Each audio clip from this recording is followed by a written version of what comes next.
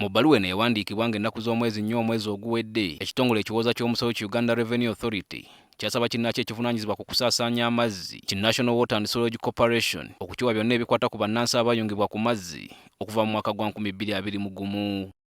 Mu bimu ku ebyo ekitongole ky'amazzi bye kirina okuwa URA mulimu amannya ga bonna abakozesa amazzi, ennamba zaabwe ez'amasimu, ebifo gye bawangaalira, nnamba za mita zaabwe, kw'ossa emiwendo gya ssente gye basaasaanya ku kusasula amazzi n'ebintu ebirala. Mu kwogerako ne NTV, omwogezi wa URA Robert Kalumba akakasizza ebbaluwa eno era n'ategeeza nti baakizudde nti singa bafuna ebikwata ku ngeri abantu gye basasulamu amazzi kyakubayambako mu kulondoola ensasula y'emisolo. Yes, twawandiikira National Water nga tubasaba information esobola otuyamba ku nsonga za compliance, especially mu areas eza rental tax. Eyo bbaluwa ntuufu. Ono agamba abantu bangi naddala abalina ennyumba ezipangisibwa beebalamu omusolo era nga kati baakumanya baani abalina ennyumba kika kino nga beeyambisa mita z'amazzi kubanga balandiroodi abasinga mita zino baziwandiisa mu mannya gaabwe. Singa tetulina data, compliance muzibu. Singa tetulina data, even following up muzibu. Singa tetulina data, tetukola.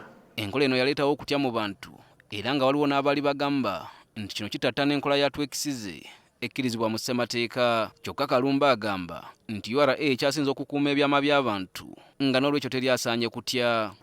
Nga URA tulina data mungi nnyo ku businesses. Tutegeera nti ekigambo privacy naffe tukikulembeza nnyo. Tetusobola ate kutandika ate kugaba data oyo. Nedda. Gye buvuddeko, kkooti yayimiriza URA okusaba bbanka ebikwata ku baziteresa ensimbi era n'erangirira nti kino kyali kimenya mateeka. Kyokka okusinziira ku bannamateeka kw'ossa abakugu mu ntereka y'ebyama ebikuŋŋaanyizibwa gavumenti, ebbaluwa ya URA terina tteeka lyonna ly'emenya. Nze ndowooza nti olw'okubanga mu constitution ya Uganda ffenna twenkanankana mu mateeka bwe tuba mu maaso g'amateeka, nga naawe omuntu wa bulijjo bw'olina ebbeetu okusaba amawulire ekitongole ge kirina n'ekitongole kya Uganda Revenue Authority ly'ebbeetu nalyo lye kirina okufuna amawulire ago. URA being a registered entity under the Data Protection and Privacy Register, they comply to those conditions.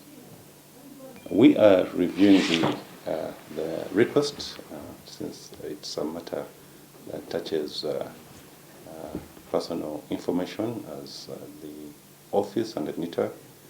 We are reviewing that request and in due course we will be providing a response to that matter. Kyokka bano bagamba nti omuntu yenna singa abanga si mumativu n'ekyakoleddwa URA wadde mba okuddukira mu kkooti. Peter Serugo, NTV Akawungezi.